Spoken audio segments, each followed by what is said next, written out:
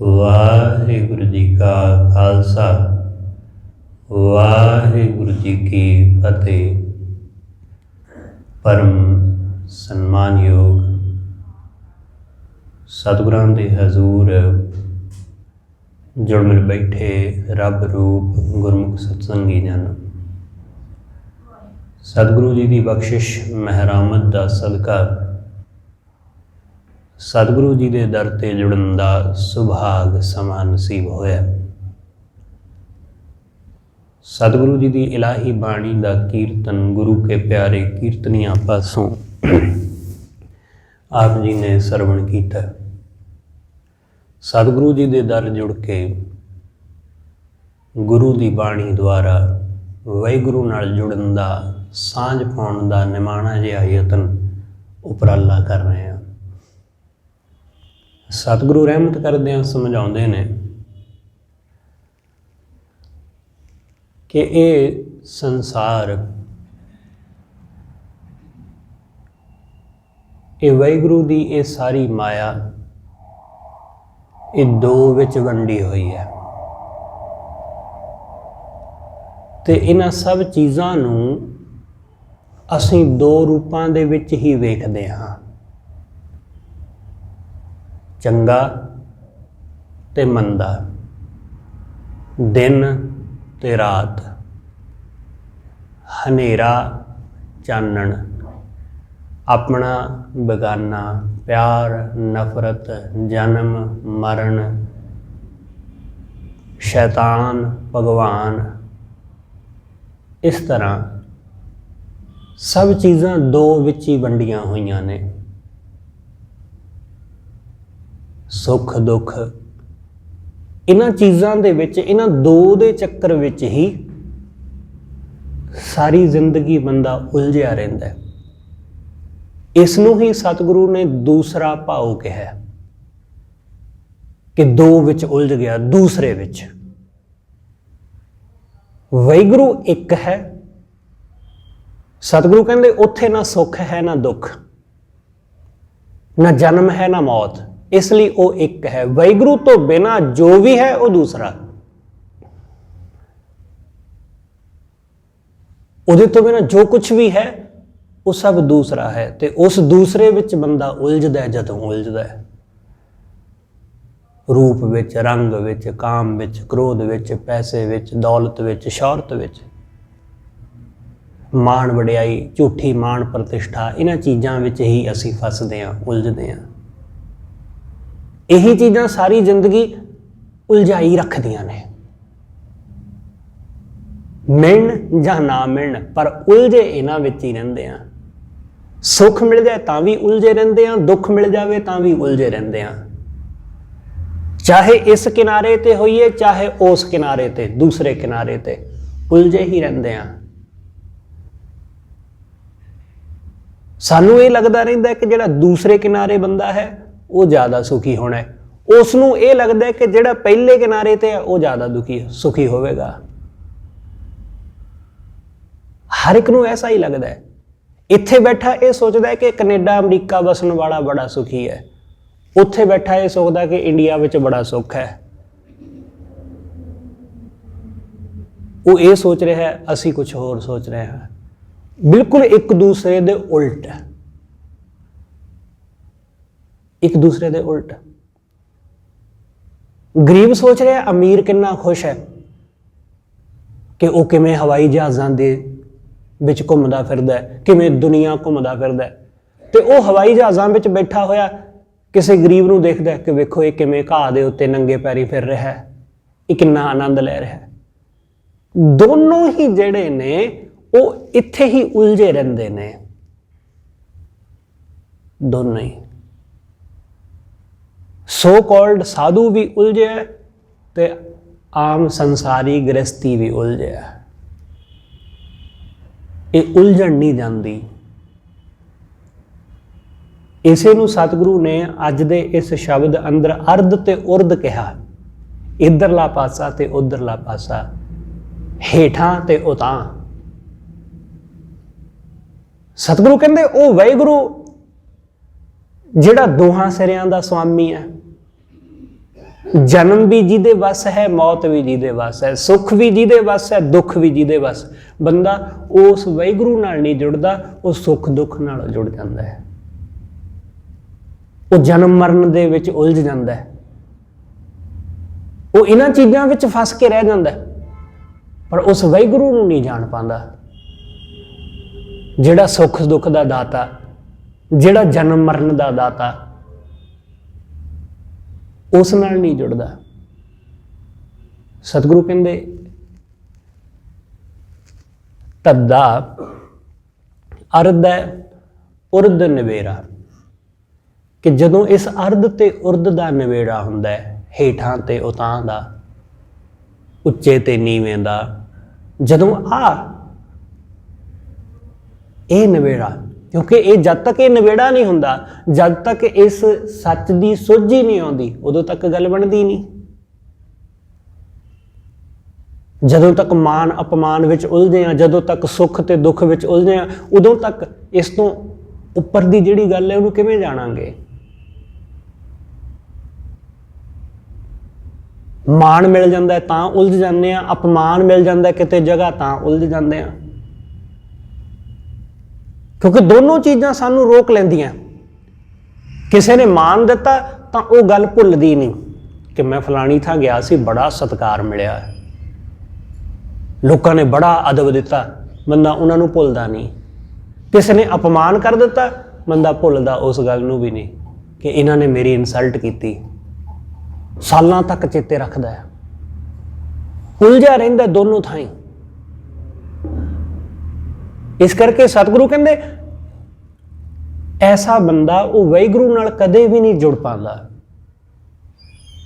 तुसी जग्यासू नूं देखो, भगत नूं देखो, भगत उन्होंने मान मिले तां भी कोई फर्क नहीं पैंदा, अपमान मिले तां भी कोई फर्क नहीं पैंदा, उन्होंने दुख मिले तां भी कुछ नहीं फर्क पिया, सुख मिले तां भी कुछ फर्क नहीं पिया। वो उवें दा उवें ही है, उन्हें सुख दुख नूं इवें जान लिया जिवें मौसम बदलदा है, गर्मी ते सर्दी आउंदी है, उसने अपने आप नूं ढाल लिया कि गर्मी आई तो गर्मी मुताबिक अपने आप नूं ढाल लो, सर्दी आई तो सर्दी के मुताबिक गर्म कपड़े पहन के उधर के हिसाब नाल हो जाओ। पर उलझना किसी विच भी नहीं, जुड़ना किसी नाल भी नहीं, क्योंकि जदों ही असी किसी एक चीज़ नाल जुड़ते हैं तो असी उहदे विच बझ जाते हैं। इसलिए सतगुरु कहंदे इहदा निबेड़ा चाहिए, इस गल का निपटारा होना चाहिए। मान अपमान तो उपर उठ, काम क्रोध तो उपर उठ, लोभ मोह तो उपर उठ। ये चीज़ां उलझाई रखणगियां, ये चीज़ां फसाई रखणगियां इत्थे ही। जदों तक इहदे तो मुक्त नहीं हुंदे उदों तक गल बनदी नहीं है। इसलिए सतगुरु कहंदे हुण वो वाहिगुरू जिहड़ा है अर्ध है उर्द है मंझ बसेरा। सतगुरु कहंदे उस परमात्मा दा इहदे विच ही बसेरा है, वो विच ही वसदा है। जिहड़ा उरपार वार दा दोहां सिरियां दा जिहड़ा स्वामी है वो विच ही वसदा है। तू जरा जानते सही, तू दुख ते सुख तो जरा उच्चा उठ के वेखते सही, उहदा ते वासा इत्थे ही है, वो तो कदे वखरा होया ही नहीं इस संसार तो, वो तो कदे इहदे तो दूर गया ही नहीं, क्योंकि उहदे करके ही ते इह टिकिया होया सब कुछ। ਉਹੀ ਤੇ इस सब कासे दा मालिक है। इसलिए सतगुरु कहंदे जिहड़ा दोनों सिरियां दा स्वामी है, जन्म ते मौत जिहदे वस विच है, उसनूं जाण, ਉਹਨੂੰ समझ, ਉਹਦੇ ਨਾਲ जुड़। ਭਾਰਤ ਤੋਂ ਬਾਹਰ ਜਿਹੜੇ ਧਰਮ ਪੈਦਾ ਹੋਏ ਉਹਨਾਂ ਨੇ ਇਸ ਗੱਲ ਨੂੰ ਜਾਣਿਆ ਨਹੀਂ, ਉਹਨਾਂ ਨੇ ਅਲੱਗ ਤਰੀਕੇ ਨਾਲ ਵੇਖਿਆ ਇਸ ਗੱਲ ਨੂੰ। ਉਹ ਸਮਝਦੇ ਨੇ कि जन्म देने वाला वो वखरा है तो मौत देने वाला वखरा है, कि जन्म अलग दिंदा है तो मौत देने वाला अलग है, दोनों वक्खो वखरे ने। एक नूं उन्होंने अजराइल फरिश्ता कहा कि जिहड़ा मौत दा फरिश्ता है, ते एक जिन्हों वो ਚੰਗਾ ਫਰਿਸ਼ਤਾ ਕਹਿੰਦੇ ਨੇ ਪ੍ਰਮਾਤਮਾ ਦਾ। ਦੋਨੋਂ ਇਸ ਤਰ੍ਹਾਂ, ਇਸਲਾਮ ਨੇ, ਕ੍ਰਿਸਚੈਨਿਟੀ ਨੇ, ਯਹੂਦੀਆਂ ਨੇ, ਉਹਨਾਂ ਨੇ ਇਸ ਤਰੀਕੇ ਨਾਲ ਦੋ ਵਿੱਚ ਵੰਡਿਆ। ਹਿੰਦੂਆਂ ਨੇ ਵੀ ਕੁਛ ਐਸਾ ਹੀ ਕੀਤਾ ਹੈ, ਉਹਨਾਂ ਨੇ ਵੀ ਇਸ ਤਰ੍ਹਾਂ ਵੰਡਿਆ ਕਿ ਜਨਮ ਵਾਲਾ ਵੱਖਰਾ, ਮੌਤ ਦੇਣ ਵਾਲਾ ਵੱਖਰਾ, ਪਾਲਣ ਸੰਭਾਲਣ ਵਾਲਾ ਵੱਖਰਾ। ਸਤਿਗੁਰੂ ਕਹਿੰਦੇ ਉਹ ਪ੍ਰਮਾਤਮਾ ਹੀ ਹੈ, ਉਹ ਆਪ ਹੀ ਜਿਵਾਲਦਾ ਹੈ, ਆਪ ਹੀ ਮਾਰਦਾ ਹੈ। ਇਹ ਨਹੀਂ ਹੈ ਕਿ ਉਸ ਨੇ ਮੌਤ ਦੇਣ ਲਈ ਕਿਸੇ ਹੋਰ ਨੂੰ ਰੱਖਿਆ ਤੇ ਜਨਮ ਦੇਣ ਲਈ ਕਿਸੇ ਹੋਰ ਨੂੰ। ਉਹਦੇ ਤੋਂ ਹੀ ਸਭ ਕੁਝ ਉਪਜਦਾ ਹੈ। ਸਤਿਗੁਰੂ ਨੇ ਤੇ ਇਹ ਵੀ ਕਿਹਾ, ਸਤਿਗੁਰੂ ਕਹਿੰਦੇ ਜਿੱਥੋਂ ਬੰਦਾ ਉਪਜਦਾ ਹੈ, ਇਹ ਸਾਰਾ ਸੰਸਾਰ ਜਿੱਥੋਂ ਉਪਜਦਾ ਹੈ ਅਖੀਰ ਉਹਦੇ ਵਿੱਚ ਹੀ ਸਮਾ ਜਾਂਦਾ ਹੈ। ਸਤਿਗੁਰੂ ਕਹਿੰਦੇ ਪਾਣੀ ਵਿੱਚ ਪਾਣੀ ਮਿਲ ਜਾਂਦਾ ਹੈ, ਹਵਾ ਵਿੱਚ ਹਵਾ ਮਿਲ ਜਾਂਦੀ ਹੈ, ਮਿੱਟੀ ਵਿੱਚ ਮਿੱਟੀ ਮਿਲ ਜਾਂਦੀ ਹੈ, ਮਾਟੀ ਮਾਟੀ ਹੋਈ ਏਕ। ਸਤਿਗੁਰੂ ਕਹਿੰਦੇ ਸਭ ਚੀਜ਼ਾਂ, ਸਭ ਤੱਤ ਉੱਥੇ ਹੀ ਸਮਾ ਜਾਂਦੇ ਨੇ ਜਿੱਥੋਂ ਇਹ ਨਿਕਲਦੇ ਨੇ। ਸਭ ਚੀਜ਼ਾਂ ਉੱਥੇ ਹੀ ਲੀਨ ਹੋ ਜਾਂਦੀਆਂ। ਇਸ ਲਈ ਇਸ ਨੂੰ ਜਾਣ ਕਿ ਉਸ ਵਾਹਿਗੁਰੂ ਦਾ ਹੀ ਇਸ ਸੰਸਾਰ ਅੰਦਰ ਵਾਸਾ ਹੈ। ਸੁੱਖ ਤੇ ਦੁੱਖ ਵਿੱਚ ਉਹੀ ਹੈ। ਜਿਹਨੇ ਸੁੱਖ ਵਿੱਚੋਂ ਵੀ ਦੇਖ ਲਿਆ ਤੇ ਦੁੱਖ ਵਿੱਚੋਂ ਵੀ ਵੇਖ ਲਿਆ, ਸਤਿਗੁਰੂ ਕਹਿੰਦੇ ਉਹ ਉਸ ਵਾਹਿਗੁਰੂ ਨਾਲ ਮਿਲਦਾ ਹੈ, ਉਹ ਉਹਦੇ ਵਿੱਚ ਲੀਨ ਹੁੰਦਾ ਹੈ। ਜਿਹਨੇ ਦੋਨਾਂ ਵਿੱਚੋਂ ਜਾਣਿਆ, ਜਿਹੜਾ ਮਾਨ ਅਪਮਾਨ ਕਰਨ ਵਾਲੇ ਨਾਲ ਨਹੀਂ ਜੁੜਿਆ, ਜਿਹੜਾ ਉਸ ਪਰਮਾਤਮਾ ਨਾਲ ਜੁੜਿਆ ਕਿ ਮਾਨ ਵੀ ਤੇਰਾ ਤੇ ਅਪਮਾਨ ਵੀ ਤੇਰਾ, ਗਰੀਬੀ ਵੀ ਤੇਰੀ ਤੇ ਅਮੀਰੀ ਵੀ ਤੇਰੀ, ਜਿਹੜਾ ਉਸ ਵਾਹਿਗੁਰੂ ਨਾਲ ਜੁੜਿਆ। ਇਸ ਲਈ ਉਹਦੇ ਜੀਵਨ ਵਿੱਚ ਕੁਛ ਵੀ ਵਾਪਰੇ, ਉਹ ਚੀਜ਼ ਉਹਨੂੰ ਉਲਝਾ ਨਹੀਂ ਸਕਦੀ, ਉਹ ਚੀਜ਼ ਉਹਨੂੰ ਉਲਝਾਉਂਦੀ ਨਹੀਂ। ਇਸ ਲਈ ਸਤਿਗੁਰੂ ਸਮਝਾਉਂਦੇ, ਸਤਿਗੁਰੂ ਕਹਿੰਦੇ ਉਹ ਵਾਹਿਗੁਰੂ ਨਾਲ ਜੁੜਿਆ ਰਿਹਾ। ਗੁਰੂ ਅਮਰਦਾਸ ਮਹਾਰਾਜ ਦੇ ਦਰ ਸੁਲਤਾਨਪੁਰ ਤੋਂ ਇੱਕ ਸੇਵਕ ਆਉਂਦਾ, ਭਾਈ ਮਹੇਸ਼ਾ, ਬੜਾ ਅਮੀਰ ਆਦਮੀ ਸੀ। ਗੁਰੂ ਸਾਹਿਬ ਨੂੰ ਆ ਕੇ ਕਹਿੰਦਾ ਕਿ ਮੈਨੂੰ ਆਪਣੇ ਚਰਨਾਂ ਨਾਲ ਜੋੜ ਲਵੋ, ਮੈਨੂੰ ਸਿੱਖੀ ਦੀ ਦਾਤ ਦਿਓ, ਮੈਂ ਤੁਹਾਡਾ ਸੇਵਕ ਹੋਣਾ ਚਾਹੁੰਦਾ, ਮੈਨੂੰ ਆਪਣੀ ਸ਼ਰਨ ਰੱਖ ਲਵੋ। ਗੁਰੂ ਅਮਰਦਾਸ ਮਹਾਰਾਜ ਕਹਿੰਦੇ ਕਿ ਭਾਈ ਅਸੀਂ ਤਾਂ ਤੈਨੂੰ ਰੱਖ ਲਵਾਂਗੇ ਆਪਣੀ ਸ਼ਰਨ, ਪਰ ਤੇਰੇ ਕੋਲ ਰਿਹਾ ਨਹੀਂ ਜਾਣਾ। ਸਤਿਗੁਰੂ ਕਹਿੰਦੇ ਤੇਰੇ ਕੋਲ ਰਿਹਾ ਨਹੀਂ ਜਾਣਾ। ਉਹਨੇ ਕਿਹਾ ਜੀ ਰਿਹਾ ਕਿਉਂ ਨਹੀਂ ਜਾਣਾ, ਮੈਂ ਜ਼ਰੂਰ ਰਹਾਂਗਾ। ਜਦ ਮੈਂ ਆ ਗਿਆ ਵਾਂ ਹੁਣ ਫੈਸਲਾ ਕਰਕੇ ਕਿ ਮੈਂ ਗੁਰੂ ਦੇ ਦਰ ਤੇ ਗੁਰੂ ਦੀ ਸ਼ਰਨ ਵਿੱਚ ਰਹਿਣਾ ਹੀ ਰਹਿਣਾ, ਗੁਰੂ ਦਾ ਸਿੱਖ ਹੋ ਕੇ ਹੀ ਜੀਵਨ ਜਿਉਣਾ, ਤਾਂ ਫਿਰ ਹੁਣ ਮੈਂ ਪਿੱਛੇ ਕਿਵੇਂ ਹਟ ਜਾਵਾਂਗਾ। ਸਤਿਗੁਰੂ ਕਹਿੰਦੇ ਅੱਜ ਤੇਰੇ ਕੋਲ ਦੌਲਤ ਹੈ, ਅੱਜ ਤੇਰੇ ਕੋਲ ਚੀਜ਼ਾਂ ਨੇ, ਪੈਸਾ ਹੈ, ਮਾਣ ਸਨਮਾਨ ਹੈ, ਤੇਰੇ ਕੋਲ ਪੈਸੇ ਨੇ ਤਾਂ ਲੋਕੀ ਤੇਰਾ ਆ ਕੇ ਸਤਿਕਾਰ ਕਰਦੇ ਨੇ, ਹਰ ਕੋਈ ਤੈਨੂੰ ਜੀ ਜੀ ਕਹਿ ਕੇ ਬੁਲਾਉਂਦਾ। ਪਰ ਕੱਲ ਨੂੰ ਜੇ ਤੂੰ ਕੰਗਾਲ ਹੋ ਗਿਆ, ਕੱਲ ਨੂੰ ਜੇ ਤੈਨੂੰ ਘਾਟਾ ਪੈ ਗਿਆ, ਤਾਂ ਇਹੀ ਲੋਕ ਜਿਹੜੇ ਅੱਜ ਤੈਨੂੰ ਸਤਿਕਾਰ ਨਾਲ ਬੁਲਾਉਂਦੇ ਨੇ, ਕੱਲ ਨੂੰ ਤੈਨੂੰ ਵੱਧ ਸ਼ਬਦ ਵੀ ਬੋਲਣਗੇ, ਭੈੜੇ ਸ਼ਬਦ ਵੀ ਬੋਲਣਗੇ, ਤੇਰੀ ਇਨਸਲਟ ਵੀ ਕਰਨਗੇ, ਤੈਨੂੰ ਇੱਥੋਂ ਤੱਕ ਵੀ ਕਹਿਣਗੇ ਕਿ ਤੂੰ ਸਿੱਖੀ ਹਾਸਲ ਕਰਕੇ ਕੀ ਖੱਟਿਆ, ਜਦੋਂ ਤੱਕ ਸਿੱਖ ਨਹੀਂ ਸੀ ਉਦੋਂ ਤੱਕ ਚੰਗਾ ਸੀ, ਜਦੋਂ ਤੱਕ ਗੁਰੂ ਦਾ ਨਹੀਂ ਸੀ ਹੋਇਆ ਉਦੋਂ ਤੱਕ ਭਲਾ ਸੀ। ਤੈਨੂੰ ਲੋਕ ਐਸੀਆਂ ਗੱਲਾਂ ਕਹਿਣਗੇ, ਫਿਰ ਕੀ ਕਰੇਗਾ। ਉਸਨੇ ਕਿਹਾ ਜੀ ਜੋ ਮਰਜ਼ੀ ਹੋ ਜਾਵੇ, ਮੈਂ ਇਹ ਫੈਸਲਾ ਕਰਕੇ ਆਇਆ ਕਿ ਮੈਂ ਗੁਰੂ ਦਾ ਦਰ ਨਹੀਂ ਛੱਡਣਾ, ਬਸ ਮੈਂ ਆ ਗਿਆ ਤੇ ਹੁਣ ਤੁਸੀਂ ਮੈਨੂੰ ਰੱਖ ਲਓ। ਗੁਰੂ ਸਾਹਿਬ ਨੇ ਉਹਦਾ ਨਿਸ਼ਚਾ ਦੇਖਿਆ ਕਿ ਇਹ ਸੱਚਮੁੱਚ ਹੀ ਦ੍ਰਿੜ ਨਿਸ਼ਚੇ ਨਾਲ ਆਇਆ। ਗੁਰੂ ਸਾਹਿਬ ਨੇ ਉਹਨੂੰ ਸਿੱਖੀ ਦੀ ਦਾਤ ਬਖਸ਼ੀ। ਭਾਈ ਮਹੇਸ਼ਾ ਗੁਰੂ ਅਮਰਦਾਸ ਮਹਾਰਾਜ ਦਾ ਸੇਵਕ ਹੋ ਗਿਆ, ਉਹ ਸਿੱਖ ਸੱਜ ਗਿਆ। ਉਸਨੇ ਗੁਰੂ ਸਾਹਿਬ ਦੇ ਦਰ ਗੋਇੰਦਵਾਲ ਸਾਹਿਬ ਬਹੁਤ ਸਮਾਂ ਰਹਿ ਕੇ, ਕੁਝ ਮਹੀਨੇ ਰਹਿ ਕੇ ਉਹਨੇ ਸੇਵਾ ਕਮਾਈ, ਸੇਵਾ ਕਰੀ, ਤੇ ਉਹ ਵਾਪਸ ਵੀ ਚਲਿਆ ਜਾਂਦਾ, ਫਿਰ ਆ ਵੀ ਜਾਂਦਾ। ਮਹੇਸ਼ਾ ਬੜਾ ਅਮੀਰ ਆਦਮੀ ਸੀ, ਬੜਾ ਉਹਦਾ ਬਿਜ਼ਨਸ ਵਪਾਰ ਚੱਲਦਾ ਸੀ, ਪਰ ਉਹਨੂੰ ਨੁਕਸਾਨ ਹੋ ਗਿਆ, ਘਾਟਾ ਪੈ ਗਿਆ।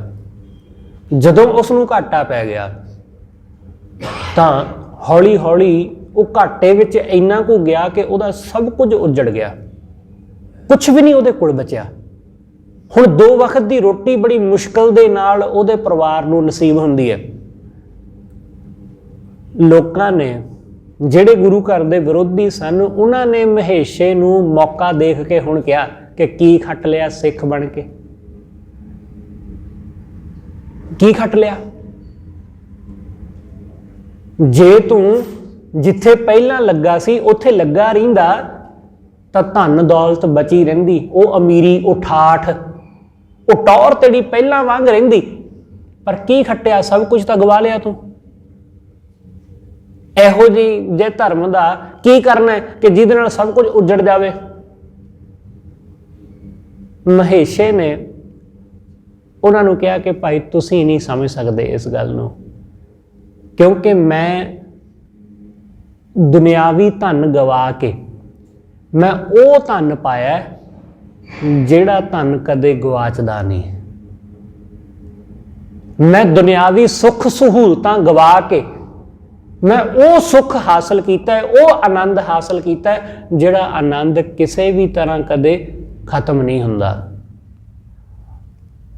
ਉਹਨਾਂ ਨੇ ਅੱਗੋਂ ਆਖਿਆ ਕਿ ਜਦੋਂ ਬੰਦੇ ਦੇ ਕੋਲ ਕੁਝ ਨਹੀਂ ਨਾ ਬਚਦਾ ਫਿਰ ਬੰਦਾ ਇਹੋ ਜਿਹੀਆਂ ਦਲੀਲਾਂ ਦਿੰਦਾ ਜਿਹੋ ਜਿਹੀਆਂ ਤੂੰ ਦੇ ਰਿਹਾ। ਦੇਖ ਲਈ ਕੱਖ ਨਹੀਂ ਪੱਲੇ ਪੈਣਾ ਤੇਰੇ, ਤੂੰ ਇੰਜ ਹੀ ਸਾਰੀ ਜ਼ਿੰਦਗੀ ਉਲਝਿਆ ਰਹੇਗਾ, ਬਰਬਾਦ ਹੋਇਆ ਰਹੇਗਾ, ਕੁਝ ਨਹੀਂ ਹਾਸਲ ਹੋਵੇਗਾ। ਲੋਕਾਂ ਨੇ ਬੜੇ ਤਾਨੇ ਮਿਹਣੇ ਮਾਰੇ ਪਰ ਭਾਈ ਮਹੇਸ਼ੇ ਨੇ ਗੁਰੂ ਅਮਰਦਾਸ ਮਹਾਰਾਜ ਦੇ ਦਰ ਨੂੰ ਨਹੀਂ ਛੱਡਿਆ। ਉਹਨੇ ਸਤਿਗੁਰੂ ਦਾ ਲੜ ਨਹੀਂ ਛੱਡਿਆ, ਚਾਹੇ ਜੋ ਮਰਜ਼ੀ ਲੋਕਾਂ ਨੇ ਕਿਹਾ, ਕੋਈ ਚੰਗਾ ਕਹਿਣ ਕੋਈ ਮੰਦਾ ਕਹਿਣ, ਉਹਨੇ ਕੁਛ ਨਹੀਂ ਪਰਵਾਹ ਕੀਤੀ ਕਿਸੇ ਦੀ। ਗੁਰੂ ਅਮਰਦਾਸ ਮਹਾਰਾਜ ਜੀ ਨੇ ਜਦੋਂ ਉਹਦਾ ਨਿਸ਼ਚਾ, ਉਹਦੀ ਅਡੋਲਤਾ, ਉਹਦਾ ਭਰੋਸਾ ਕਿ ਉਸ ਨੂੰ ਇਸ ਤਰ੍ਹਾਂ ਦੁੱਖਾਂ ਵਿੱਚੋਂ ਵੀ ਸਤਿਗੁਰੂ ਨੇ ਲੰਘਾ ਕੇ ਵੇਖਿਆ, ਨਹੀਂ ਡੋਲਿਆ। ਹਰ ਤਰ੍ਹਾਂ ਪਹਿਲਾਂ ਲੋਕ ਬੜਾ ਸਤਿਕਾਰ ਕਰਦੇ ਸੀ, ਹੁਣ ਲੋਕ ਉਹ ਪਹਿਲਾਂ ਵਾਲਾ ਸਤਿਕਾਰ ਨਹੀਂ ਕਰਦੇ, ਕਿਉਂਕਿ ਜਿਹੜਾ ਪਹਿਲਾਂ ਸਤਿਕਾਰ ਸੀ ਉਹ ਸਤਿਕਾਰ ਪੈਸੇ ਦਾ ਸੀ, ਮਹੇਸ਼ੇ ਦਾ ਥੋੜੀ ਸੀ। ਪਹਿਲਾਂ ਜਿਹੜਾ ਸਤਿਕਾਰ ਸੀ ਉਹ ਵੱਡੇ ਘਰ ਦਾ ਸੀ ਕਿ ਵੱਡੇ ਘਰ ਦੇ ਵਿੱਚ ਰਹਿੰਦਾ ਮਹੇਸ਼ਾ। ਮਹੇਸ਼ੇ ਦਾ ਤਾਂ ਸਤਿਕਾਰ ਹੀ ਨਹੀਂ ਸੀ, ਉਹ ਤੇ ਘਰ ਦਾ ਸੀ, ਪੈਸੇ ਦਾ ਸੀ। ਖਿਆਲ ਰੱਖਣਾ ਕਿ ਸਾਡੇ ਕੋਲ ਜਿਹੜਾ ਹੁਣ ਸਾਨੂੰ ਸਨਮਾਨ ਮਿਲ ਰਿਹਾ ਉਹ ਕਾਹਦਾ ਹੈ? ਜਿਸ ਰੁਤਬੇ ਤੇ ਜਿਸ ਕੁਰਸੀ ਤੇ ਬੈਠੇ ਆ ਉਹਦਾ ਹੈ। ਜੋ ਸਾਡੇ ਕੋਲ ਅਹੁਦਾ, ਜੋ ਪੋਜੀਸ਼ਨ ਹੈ ਉਹਦਾ ਹੈ। ਉਹ ਪੋਜੀਸ਼ਨ ਚਲੀ ਜਾਵੇ ਫਿਰ, ਉਹ ਰੁਤਬਾ ਚਲਿਆ ਜਾਵੇ ਫਿਰ ਸਾਡੇ ਕੋਲ ਕੀ ਹੈ? ਫਿਰ ਸਾਡੇ ਕੋਲ ਕੱਖ ਵੀ ਨਹੀਂ ਹੈ, ਫਿਰ ਸਾਡੇ ਕੋਲ ਕੁਝ ਵੀ ਨਹੀਂ। ਕਿ ਬਿਨਾਂ ਪੈਸੇ ਤੋਂ ਵੀ ਲੋਕ ਸਾਡਾ ਸਤਿਕਾਰ ਕਰਨ, ਬਿਨਾਂ ਅਹੁਦੇ ਤੋਂ ਵੀ ਲੋਕ ਜੀ ਜੀ ਕਹਿ ਕੇ ਬੁਲਾਉਣ, ਐਸਾ ਸਾਡੇ ਕੋਲ ਕੀ ਹੈ? ਐਸਾ ਬੰਦੇ ਦੇ ਕੋਲ ਕੱਖ ਵੀ ਨਹੀਂ ਹੈ। ਮਹੇਸ਼ੇ ਨੇ ਆਖਿਆ ਕਿ ਜੋ ਝੂਠ ਸੀ, ਜੋ ਗਲਤ ਸੀ ਉਹ ਚਲਾ ਗਿਆ, ਪਰ ਹੁਣ ਜੋ ਮੈਨੂੰ ਮਿਲਿਆ ਉਹ ਸੱਚਾ ਹੈ। ਹੁਣ ਮੈਨੂੰ ਸੱਚਾ ਮਿਲਿਆ, ਹੁਣ ਆਨੰਦ ਮਿਲਿਆ। ਜਿਸ ਆਨੰਦ ਨੂੰ ਲੱਭਦੇ ਫਿਰਦੇ ਸਾਂ ਉਹ ਆਨੰਦ ਗੁਰੂ ਦੇ ਕੋਲੋਂ ਹਾਸਲ ਕਰ ਲਿਆ। ਭਾਈ ਮਹੇਸ਼ਾ ਗੁਰੂ ਅਮਰਦਾਸ ਮਹਾਰਾਜ ਦੇ ਦਰ ਤੇ ਪ੍ਰਵਾਨ ਹੋਇਆ। ਗੁਰੂ ਅਮਰਦਾਸ ਮਹਾਰਾਜ ਤੋਂ ਉਸਨੇ ਉਹ ਰਹਿਮਤਾਂ ਹਾਸਲ ਕਰ ਲਈਆਂ ਜਿਹੜੀਆਂ ਉਹ ਦੌਲਤ ਰਾਹੀਂ ਨਹੀਂ ਸੀ ਹਾਸਲ ਕਰ ਸਕਦਾ। ਗੁਰੂ ਸਾਹਿਬ ਨੇ ਕਿਰਪਾ ਕੀਤੀ ਭਾਈ ਮਹੇਸ਼ੇ ਦਾ ਦ੍ਰਿੜ ਨਿਸ਼ਚਾ ਅਤੇ ਉਹਦੀ ਅਡੋਲਤਾ ਦੇਖ ਕੇ ਕਿ ਡੋਲਿਆ ਨਹੀਂ। ਸਤਿਗੁਰੂ ਨੇ ਬਥੇਰਾ ਉਸ ਨੂੰ ਪਰਖਿਆ, ਕਈ ਪਾਸਿਓਂ ਸਤਿਗੁਰੂ ਨੇ ਉਸ ਨੂੰ ਟਣਕਾ ਕੇ ਦੇਖਿਆ, ਪਰ ਉਹ ਡੋਲਿਆ ਨਹੀਂ, ਉਹ ਟਿਕਿਆ ਰਿਹਾ। ਗੁਰੂ ਸਾਹਿਬ ਨੇ ਭਾਈ ਮਹੇਸ਼ੇ ਤੇ ਕਿਰਪਾ ਕੀਤੀ ਤੇ ਉਸ ਨੂੰ ਸਤਿਗੁਰੂ ਨੇ ਪਹਿਲਾਂ ਵਰਗੀ ਹੀ ਦੌਲਤ ਸ਼ੌਹਰਤ ਬਖਸ਼ ਦਿੱਤੀ। ਗੁਰੂ, ਜਦੋਂ ਅਸੀਂ ਗੁਰੂ ਨਾਲ ਜੁੜਦੇ ਹਾਂ, ਜਦੋਂ ਸੁੱਖ ਤੇ ਦੁੱਖ ਵਿੱਚ ਇੱਕੋ ਜਿਹੇ ਹੋ ਜਾਂਦੇ ਆ, ਜਦੋਂ ਹਰ ਅਵਸਥਾ ਵਿੱਚ ਇੱਕੋ ਜਿਹੇ ਕਿ ਡੋਲਦੇ ਨਹੀਂ, ਫਿਰ ਉਸ ਵਾਹਿਗੁਰੂ ਨਾਲ ਸਾਂਝ ਪੈਂਦੀ ਹੈ। ਸਤਿਗੁਰੂ ਕਹਿੰਦੇ ਅਰਧ ਹੈ ਉਰਦ, ਉਰਦ ਹੈ ਮੰਝ ਬਸੇਰਾ। ਉਹ ਵਾਹਿਗੁਰੂ ਵਿਚਕਾਰ ਵਸਦਾ ਹੈ। ਇਸ ਲਈ ਡੋਲਣਾ ਨਹੀਂ, ਚਾਹੇ ਕੁਛ ਵੀ ਹੋ ਜਾਵੇ। ਦੋਨਾਂ ਦੇ ਵਿਚਕਾਰ ਟਿਕੇ ਰਹਿਣਾ, ਆਪਣੇ ਆਪ ਨੂੰ ਟਿਕਾਈ ਰੱਖਣਾ, ਚਾਹੇ ਕੋਈ ਮਾਣ ਦੇਵੇ ਤੇ ਚਾਹੇ ਕੋਈ ਅਪਮਾਨ, ਕੋਈ ਪਿਆਰ ਦੇਵੇ ਤੇ ਕੋਈ ਨਫ਼ਰਤ। ਇਸ ਲਈ ਸਤਿਗੁਰੂ ਕਹਿੰਦੇ ਅਰਧ ਹੈ ਛਾੜ ਉਰਦ ਜੋ ਆਵਾ। ਜਿਹੜਾ ਹੇਠਾਂ ਨੂੰ ਛੱਡ ਕੇ ਉਰਦ ਵੱਲ ਨੂੰ, ਵਾਹਿਗੁਰੂ ਵੱਲ ਨੂੰ ਆ ਜਾਂਦਾ ਹੈ। ਜਿਹੜਾ ਮਾਇਆ ਨੂੰ ਤਿਆਗ ਕੇ, ਜਿਹੜਾ ਦੁੱਖ ਨੂੰ ਤਿਆਗ ਕੇ ਸੁਖ ਪਰਮਾਤਮਾ ਵੱਲ ਨੂੰ ਆ ਜਾਂਦਾ ਹੈ। ਸਤਿਗੁਰੂ ਕਹਿੰਦੇ ਤੋ ਅਰਧ ਹੈ ਉਰਧ ਮਿਲਿਆ ਸੁਖ ਪਾਵਾ। ਸਤਿਗੁਰੂ ਕਹਿੰਦੇ ਫੇਰ ਸੁਖ ਪ੍ਰਾਪਤ ਹੁੰਦਾ ਹੈ ਜਦੋਂ ਅਰਧ ਤੇ ਉਰਧ ਦਾ ਮੇਲ ਹੁੰਦਾ ਹੈ। ਕਿਉਂਕਿ ਇੱਕ ਅਵਸਥਾ ਐਸੀ ਹੈ ਜਿੱਥੇ ਨਾ ਸੁੱਖ ਹੈ ਨਾ ਦੁੱਖ ਹੈ। ਜਿਵੇਂ ਸ਼ਾਮ ਦਾ ਵਕਤ ਜਾਂ ਸੁਬਹ ਦਾ ਉਹ ਵਕਤ ਜਦੋਂ ਨਾ ਦਿਨ ਹੈ ਤੇ ਨਾ ਰਾਤ ਹੈ, ਜਿੱਥੇ ਦਿਨ ਤੇ ਰਾਤ ਦਾ ਮੇਲ ਹੁੰਦਾ ਹੈ, ਉਹ ਅਵਸਥਾ ਜਿੱਥੇ ਸੁੱਖ ਤੇ ਦੁੱਖ ਦਾ ਮੇਲ ਹੈ, ਨਾ ਸੁੱਖ ਹੈ ਨਾ ਦੁੱਖ ਹੈ, ਉਹ ਦੋਨਾਂ ਦੇ ਵਿਚਕਾਰ, ਉੱਥੇ ਪਰਮੇਸ਼ਰ ਦਾ ਵਾਸਾ ਹੈ। ਇਸ ਲਈ ਸਤਿਗੁਰੂ ਕਹਿੰਦੇ ਜਦੋਂ ਅਰਧ ਤੇ ਉਰਧ ਦਾ ਮੇਲ ਹੈ ਤਦੋਂ ਸੁੱਖ ਪ੍ਰਾਪਤ ਹੁੰਦਾ ਹੈ, ਤਦੋਂ ਸੁੱਖ ਮਿਲਦਾ ਹੈ। ਇਸ ਲਈ ਸਤਿਗੁਰੂ ਕਹਿੰਦੇ ਭਾਈ ਜਿਨ੍ਹਾਂ ਨੇ ਇਸ ਗੱਲ ਨੂੰ ਜਾਣ ਲਿਆ ਕਿ ਉਹੀ ਸੁੱਖਾਂ ਦਾ ਦਾਤਾ, ਉਹ ਫਿਰ ਉਹਨਾਂ ਦਾ ਧਿਆਨ ਉਸ ਵਾਹਿਗੁਰੂ ਦੇ ਵਿੱਚ ਹੀ ਲੱਗਾ ਰਹਿੰਦਾ। ਕਿਉਂਕਿ ਜਦ ਸੁੱਖਾਂ ਦਾ ਦਾਤਾ ਹੈ ਹੀ ਉਹ ਹੈ ਤਾਂ ਫਿਰ ਸੁੱਖਾਂ ਦੇ ਦਾਤੇ ਵਿੱਚ ਧਿਆਨ ਲੱਗੇਗਾ, ਸੁੱਖ ਦੀਆਂ ਚੀਜ਼ਾਂ ਵਿੱਚ ਥੋੜੀ। ਕਿਉਂਕਿ ਸੁੱਖ ਦੀਆਂ ਚੀਜ਼ਾਂ ਸੁੱਖ ਨਹੀਂ ਦਿੰਦੀਆਂ, ਉਹ ਦਾਤਾ ਸੁੱਖ ਦੇਣ ਵਾਲਾ ਹੈ। ਇਸ ਲਈ ਕਬੀਰ ਸਾਹਿਬ ਕਹਿੰਦੇ ਕਿ ਜਦੋਂ ਬੰਦੇ ਨੂੰ ਇਸ ਗੱਲ ਦੀ ਸਮਝ ਆ ਗਈ ਤਾਂ ਉਹਦਾ ਧਿਆਨ, ਉਹਦੇ ਨੇਤਰ ਵਾਹਿਗੁਰੂ ਦੇ ਹੀ ਦਰਸ਼ਨਾਂ ਦੀ ਤਾਂਘ ਵਿੱਚ ਲੱਗੇ ਰਹਿੰਦੇ ਨੇ। ਨੰਨਾ ਨਿਸ ਦਿਨ ਨਿਰਖਤ ਜਾਈ, ਉਹਦਾ ਦਿਨ ਤੇ ਰਾਤ ਵਾਹਿਗੁਰੂ ਨੂੰ ਨਿਰਖਦਿਆਂ, ਪਰਮੇਸ਼ਰ ਨੂੰ ਦੇਖਦਿਆਂ ਗੁਜ਼ਰਦਾ, ਪਰਮੇਸ਼ਰ ਦਾ ਹੀ ਰਾਹ ਤੱਕਦਿਆਂ, ਉਹਦਾ ਹੀ ਉਹ ਮਾਰਗ ਤੱਕਦਾ, ਬਸ ਉਸੇ ਨੂੰ ਵੇਖਦਾ ਕਿ ਉਹ ਹੁਣ ਵੀ ਆਇਆ, ਹੁਣ ਵੀ ਆਇਆ। ਉਹ ਉਸ ਵਾਹਿਗੁਰੂ ਦੀ ਆਸ ਵਿੱਚ ਆਪਣਾ ਸਮਾਂ ਗੁਜ਼ਾਰਦਾ ਹੈ ਕਿ ਉਹ ਆਵੇਗਾ, ਉਹ ਆਵੇਗਾ ਹੀ। ਕਬੀਰ ਸਾਹਿਬ ਦਾ ਹੀ ਬਚਨ ਹੈ ਨਾ, ਕਬੀਰ ਸਾਹਿਬ ਕਹਿੰਦੇ ਪੰਥ ਨਿਹਾਰੈ ਕਾਮਨੀ ਲੋਚਨ ਭਰੀ ਲੈ ਉਸਾਸਾ, ਕਿ ਜੀਵ ਇਸਤਰੀ ਇਹ ਰਾਹ ਤੱਕਦੀ ਹੈ, ਅੱਖਾਂ ਭਰੀਆਂ ਹੋਈਆਂ ਨੇ ਪ੍ਰੇਮ ਨਾਲ, ਉਹਦਾ ਰਾਹ ਵੇਖਦੀ ਹੈ। ਪੰਥ ਨਿਹਾਰੈ ਕਾਮਨੀ ਲੋਚਨ ਭਰੀ ਲੈ ਉਸਾਸਾ, ਉਰ ਨਾ ਭੀਜੈ, ਰਾਹ ਵੇਖ ਵੇਖ ਕੇ ਉਹਦਾ ਦਿਲ ਭਰਦਾ ਨਹੀਂ, ਪੱਗ ਨਾ ਖਿਸੈ, ਤੇ ਉਹ ਪਿਛਾਂ ਮੁੜਦੀ ਵੀ ਨਹੀਂ ਕਿ ਮੈਂ ਅੰਦਰ ਘਰ ਅੰਦਰ ਚਲੀ ਜਾਵਾਂ, ਕੋਈ ਗੱਲ ਨਹੀਂ, ਜਦੋਂ ਆ ਜਾਏਗਾ ਆ ਜਾਏਗਾ, ਨਹੀਂ। ਉਹ ਵੇਖਦੀ ਹੈ, ਖੜੀ ਹੈ। ਕਬੀਰ ਸਾਹਿਬ ਕਹਿੰਦੇ ਮੈਂ ਖਲੋਤਾ ਵਾਂ, ਮੈਂ ਵੇਖਦਾ ਵਾਂ ਉਹਦਾ ਰਾਹ, ਇਸ ਲਈ ਪਿਛਾਂ ਮੈਂ ਹਟਦਾ ਨਹੀਂ, ਪੈਰ ਪਿੱਛੇ ਖਿਸਕਾਉਂਦਾ ਨਹੀਂ, ਤੇ ਮਨ ਮੇਰਾ ਜਰਾ ਵੀ ਇਸ ਗੱਲ ਨੂੰ ਮੰਨਣ ਲਈ ਰਾਜ਼ੀ ਨਹੀਂ ਹੈ ਕਿ ਹੁਣ ਮੈਂ ਥੋੜਾ ਆਰਾਮ ਕਰ ਲਵਾਂ, ਨਹੀਂ। ਉਹ ਬਸ ਉਸ ਵਾਹਿਗੁਰੂ ਦਾ ਰਾਹ ਤੱਕਦਾ ਹੈ। ਉਰ ਨਾ ਭੀਜੈ ਪੱਗ ਨਾ ਖਿਸੈ, ਹਰ ਦਰਸ਼ਨ ਕੀ ਆਸਾ, ਵਾਹਿਗੁਰੂ ਦੇ ਦਰਸ਼ਨ ਦੀ ਆਸ ਹੈ, ਪਰਮੇਸ਼ਰ ਦੇ ਦੀਦਾਰ ਦੀ ਆਸ। ਇਸ ਲਈ ਕਬੀਰ ਸਾਹਿਬ ਕਹਿੰਦੇ ਉਡੋ ਨਾ ਕਾਗਾ ਕਾਰੇ, ਬੇਗ ਮਲੀਜੈ ਆਪਣੇ ਰਾਮ ਪਿਆਰੇ। ਹੇ ਕਾਲੇ ਕਾਂ ਉੱਡ, ਹੇ ਮਨ ਉਡਾਰੀ ਮਾਰ, ਤੇ ਉਸ ਆਪਣੇ ਪਿਆਰੇ ਵਾਹਿਗੁਰੂ ਨੂੰ ਮਿਲ, ਬੇਗ, ਤੇਜ਼ੀ ਨਾਲ, ਛੇਤੀ ਨਾਲ, ਛੇਤੀ ਦੌੜ ਕੇ ਉਸ ਵਾਹਿਗੁਰੂ ਨੂੰ, ਉੱਡ ਕੇ ਵਾਹਿਗੁਰੂ ਨੂੰ ਮਿਲ ਲੈ। ਇਸ ਲਈ ਸਤਿਗੁਰੂ ਸਮਝਾਉਂਦੇ ਕਿ ਉਸ ਵਾਹਿਗੁਰੂ ਦਾ ਰਾਹ ਦੇਖਦਾ, ਕਿ ਉਹਦਾ ਰਾਹ ਤੱਕਦਾ ਰਹਿੰਦਾ। ਨੰਨਾ ਨਿਰਖੈ ਨਿਸ ਦਿਨ ਨਿਰਖਤ ਜਾਈ, ਉਹਦਾ ਦਿਨ ਰਾਤ ਵਾਹਿਗੁਰੂ ਦਾ ਹੀ ਰਾਹ ਤੱਕਦਿਆਂ, ਭਾਵ ਕਿ ਉਹ ਅੱਖਾਂ ਬੰਦ ਕਰਕੇ ਵੀ ਉਸ ਨੂੰ ਹੀ ਤੱਕਦਾ, ਅੱਖਾਂ ਖੋਲ ਲੈਂਦਾ ਤਾਂ ਵੀ ਉਸੇ ਨੂੰ ਤੱਕਦਾ, ਉਹਦਾ ਦਿਨ ਰਾਤ ਇਵੇਂ ਹੀ ਗੁਜ਼ਰਦਾ ਹੈ। ਨਿਰਖਤ ਨੈਣ ਰਹੇ ਰਤਵਾਈ, ਤੇ ਰਾਹ ਤੱਕਦਿਆਂ ਤੱਕਦਿਆਂ, ਉਸ ਵਾਹਿਗੁਰੂ ਨੂੰ ਵੇਖਦਿਆਂ ਵੇਖਦਿਆਂ ਉਹਦੇ ਨੈਣ, ਉਹਦੀਆਂ ਅੱਖਾਂ ਰਤਵਾਈ, ਮਸਤ ਹੋ ਗਈਆਂ ਵਾਹਿਗੁਰੂ ਦੇ ਪ੍ਰੇਮ ਵਿੱਚ, ਉਹਦੀਆਂ ਅੱਖਾਂ ਰੱਜ ਗਈਆਂ, ਤ੍ਰਿਪਤ ਹੋ ਗਈਆਂ, ਕਿਉਂਕਿ ਉਹਨਾਂ ਅੱਖਾਂ ਨੂੰ ਹੁਣ ਹੋਰ ਕੁਝ ਹੈ ਹੀ ਨਹੀਂ, ਹੋਰ ਕੁਝ ਤਾਂਘ ਹੀ ਨਹੀਂ, ਹੋਰ ਕਿਸੇ ਤਰ੍ਹਾਂ ਦੀ ਮਾਇਆ ਦੀ ਤਾਂਘ ਨਹੀਂ। ਕਿਉਂਕਿ ਜਦੋਂ ਮਾਇਆ ਦੀ ਤਾਂਘ ਹੁੰਦੀ ਤੇ ਅੱਖਾਂ ਇੱਧਰ ਉੱਧਰ ਤੱਕਦੀਆਂ, ਕਦੇ ਕਿਸੇ ਚੀਜ਼ ਵੱਲ, ਕਦੇ ਕਿਸੇ ਵੱਲ, ਕਦੇ ਕਿਸੇ ਵੱਲ, ਕਦੇ ਪੈਸੇ ਵੱਲ, ਕਦੇ ਰੂਪ ਵੱਲ, ਕਦੇ ਦੌਲਤ ਵੱਲ, ਕਦੇ ਸ਼ੌਹਰਤ ਵੱਲ, ਕਦੇ ਕਿਸੇ ਵੱਲ। ਇਸ ਤਰ੍ਹਾਂ ਅੱਖਾਂ ਟਿਕਦੀਆਂ ਨਹੀਂ ਇੱਕ ਥਾਂ।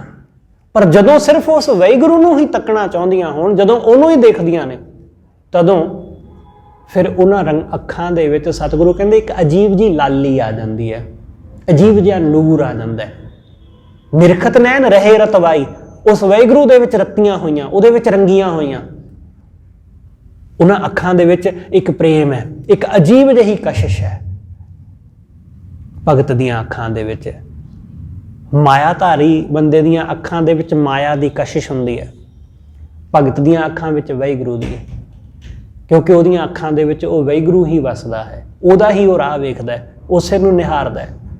ਨਿਰਖਤ ਨੈਣ ਰਹੇ ਰਤਵਾਈ, ਨਿਰਖਤ ਨਿਰਖਤ ਜਬ ਜਾਏ ਪਾਵਾ। ਸਤਿਗੁਰੂ ਕਹਿੰਦੇ ਜਦੋਂ ਉਸ ਨੂੰ ਦੇਖਦਿਆਂ ਦੇਖਦਿਆਂ, ਉਹਦਾ ਰਾਹ ਤੱਕਦਿਆਂ ਤੱਕਦਿਆਂ, ਉਸ ਨੂੰ ਚੇਤੇ ਕਰਦਿਆਂ ਕਰਦਿਆਂ ਜਦੋਂ ਉਹ ਮਿਲ ਪੈਂਦਾ ਹੈ, ਜਦੋਂ ਉਹ ਪ੍ਰਾਪਤ ਹੋ ਜਾਂਦਾ ਹੈ। ਨਿਰਖਤ ਨਿਰਖਤ ਜਬ ਜਾਏ ਪਾਵਾ, ਜਦੋਂ ਪ੍ਰਾਪਤ ਕਰ ਲਿਆ ਉਸ ਨੂੰ। ਕਿਉਂਕਿ ਇਹ ਜਿਹੜੀ ਪਹਿਲੀ ਗੱਲ ਕਿ ਉਹਨੂੰ ਰਾਹ ਉਹਦਾ ਤੱਕਦੇ ਸਾਂ, ਉਹਨੂੰ ਵੇਖਦੇ ਸਾਂ, ਪਰ ਹੁਣ ਜਦੋਂ ਪਾ ਲਿਆ, ਹੁਣ ਜਦੋਂ ਉਹਦੇ ਨਾਲ ਸਾਂਝ ਪੈ ਗਈ, ਹੁਣ ਉਸ ਵਾਹਿਗੁਰੂ ਨੇ ਕਿਰਪਾ ਕਰਕੇ ਆਪਣੇ ਚਰਨਾਂ ਨਾਲ ਜੋੜ ਲਿਆ, ਆਪਣੀ ਗਲਵੱਕੜੀ ਵਿੱਚ ਲੈ ਲਿਆ, ਤਦੋਂ ਸਤਿਗੁਰੂ ਕਹਿੰਦੇ ਤਬਲੇ ਨਿਰਖੈ ਨਿਰਖ ਮਿਲਾਵਾ।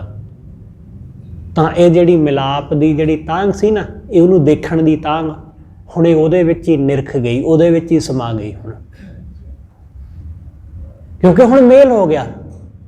ਜਿਵੇਂ ਨਦੀ ਦੀ ਤਾਂਘ ਸੀ ਸਮੁੰਦਰ ਦੇ ਵਿੱਚ ਮਿਲਣਾ, ਤੇ ਜਦੋਂ ਹੁਣ ਉਹ ਸਮੁੰਦਰ ਵਿੱਚ ਮਿਲ ਗਈ, ਉਹ ਇੱਕਮਿਕ ਹੋ ਗਈ ਉਹਦੇ ਵਿੱਚ।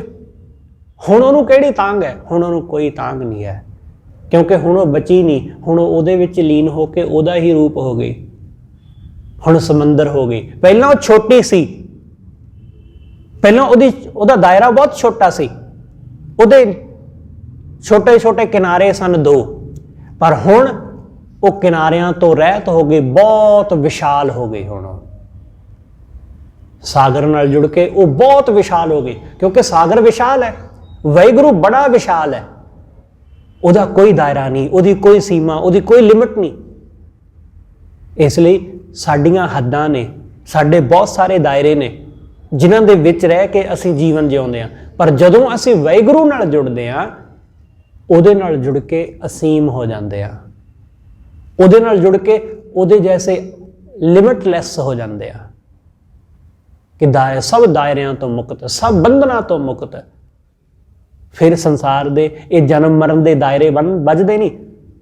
ਹੋਰ ਕੋਈ ਦਾਇਰੇ ਵਿੱਚ ਹੋਵੇ ਨਾ ਹੋਵੇ, ਪਰ ਅਸੀਂ ਜੰਮਣ ਮਰਨ ਦੇ ਦਾਇਰੇ ਵਿੱਚ ਤੇ ਹੈਗੇ ਆ ਨਾ।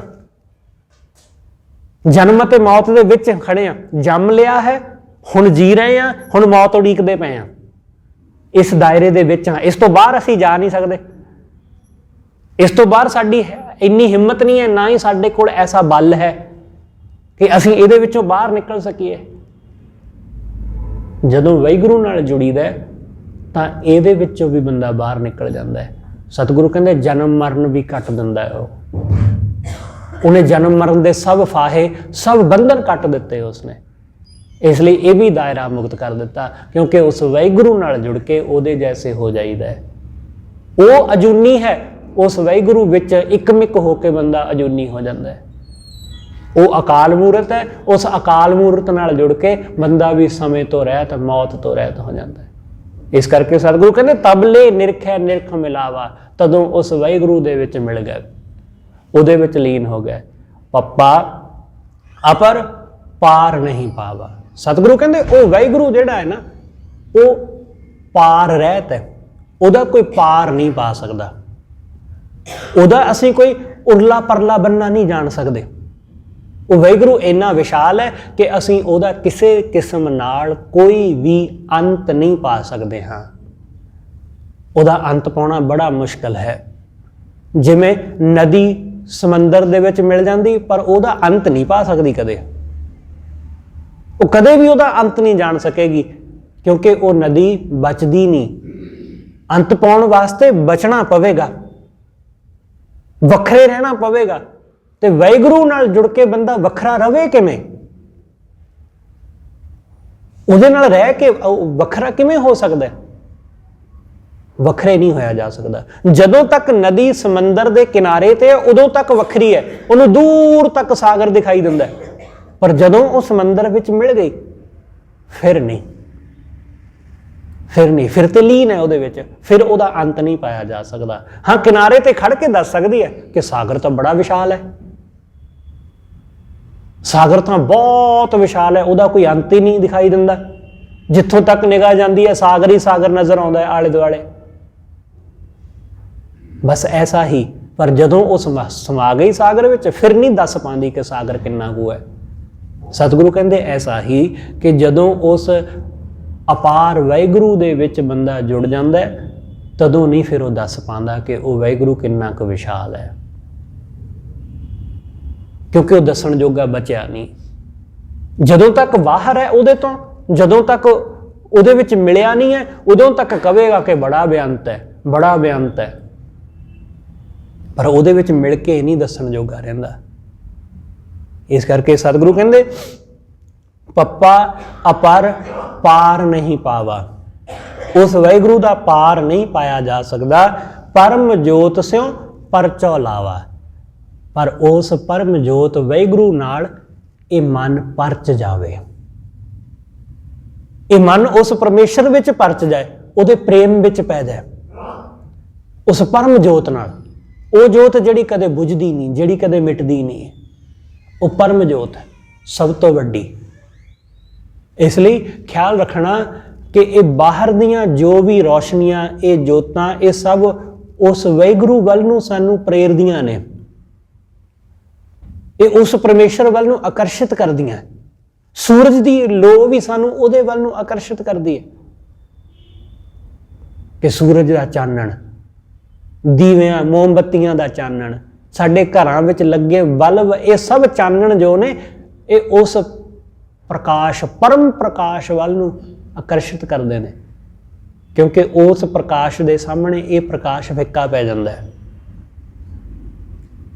उस परम प्रकाश के सामने, जिवें सूरज के सामने आ साडे घर विच लगियां लाइटां वो फिक्कियां पै जांदियां ना, बिल्कुल इस तरह उस परम जोत वाहिगुरू के सामने बाकी सब चीज़ां फिक्कियां पै जांदियां। इसलिए फिर उस परम जोत नाल बंदा जुड़ता है। सतगुरु कहते उस वाहिगुरू विच परच जावे ये मन, उहदे प्रेम विच पैदा है। परम जोत स्यों परचौ लावा, पांचों इंद्री निगरह करी। पंज जड़ियां ये साडियां इंद्रियां ने, इन्हां इंद्रियां नूं सतगुरु कहते वस कर लवे। निगरह करना मतलब वस करना, इन्हां नूं काबू कर लवे कि अखां, साडे कन्न, जुबान, साडे इंद्रे सब इन्हां नूं वस कर लवे कि अखां ओही देखण जो तुसीं इन्हां नूं देखण वास्ते कहो, कन्न ओही सुन जो तुसीं इनू सुनने वास्ते कहो, अपनी मर्जी नाल नहीं। ऐसा नहीं कि किसे दी दौलत देखी ते अखां अपने आप उधर नूं चलियां गईयां, रूप देखिया ते मन लै तुरिया अखां नूं उस पासे। सतगुरु कहंदे इन्हां पंजां नूं वस कर लै, ये इंद्रे, ये पंज इंद्रे वस होण तेरे, साडे वस विच, साडे कंट्रोल विच मन काबू होवे। जदों ये पंजों काबू होणगे, जदों ये पंजों वस होणगे, सतगुरु कहंदे फिर पाप पुण्य दो निर्वरई, पाप पुण्य तो फिर मुक्ति मिलती है। हुण इत्थे ख्याल रखना कि गुरु साहब ने पाप तो भी मुक्ति कही ते नाल पुण्य तो भी। पाप पुण्य दो निर्वई, सतगुरु कहंदे दोनों तो ही मुक्त हो गया, दोनों तो ही बच गया। निर्वरी दोनों तो रहत हो गया, इन्हां दोनों तो। क्योंकि बंदा उलझदा है, पहला वो पाप विच उलझिया हुंदा है, पाप नूं छड्ड के फिर वो पुण्य करना चाहुंदा है कि पुण्य करां, पाप करांगा नरक जावांगा। सुन लिया कि पाप करना नरक जाईदा है, फिर की करिए, पुण्य करिए, फिर वो पुण्य करने विच लग जांदा है। पर दोनों ही उलझाई रखते हैं बंदे नूं, दोनों चीज़ां उलझाई रखदियां। तुसी सिमरन विच बैठे हो, तुसी पाठ कर रहे हो, कीर्तन सुन रहे हो, उस वक्त जे पुण्य का ख्याल आया तो वह भी तुहानूं भटकाएगा, जे पाप का ख्याल आया तो भी भटकाएगा। दोनों ही भटकाउणगे, चंगा ख्याल भी तुहानूं बाहर लैके जाएगा, मंदा ख्याल भी बाहर लैके जाएगा। इसलिए सिमरन विच ध्यान विच ना चंगे ख्याल की जरूरत हुंदी है ना मंदे की। दोनों तो रहत होना हुंदा है, दोनों तो खाली होना हुंदा है। पाप पुण्य तो मुक्त होके दोनों नूं त्याग के फिर उस वाहिगुरू वाले पासे लगीदा है, फिर उहदे विच सांझ पैंदी है।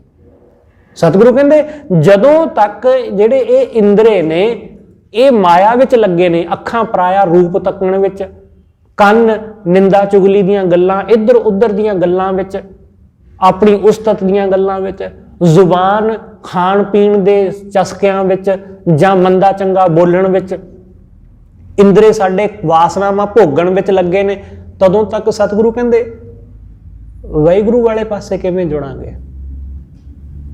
इसलिए इन्हां पंजां नूं जदों काबू कर लईदा उस तो बाद फिर इन्हां पंजां दी वजह करके जिहड़ा पाप पुण्य दे विच बंदा उलझदा है फिर उहदे तो बच जांदा है। सतगुरु कहंदे पाप पुण्य दो निर्वरे, दोनों तो ही बच गया, दोनों तो ही रहत हो गया, दोनों तो मुक्त हो गया। सतगुरु रहमत करे आपां सब गुरु दे दरों वाहिगुरू दे नाम दी दात लैके विषयां तो, वासनावां तो, काम क्रोध तो ते औगणां तो मुक्त हो के उस वाहिगुरू दे चरनां नाल जुड़ सकीए।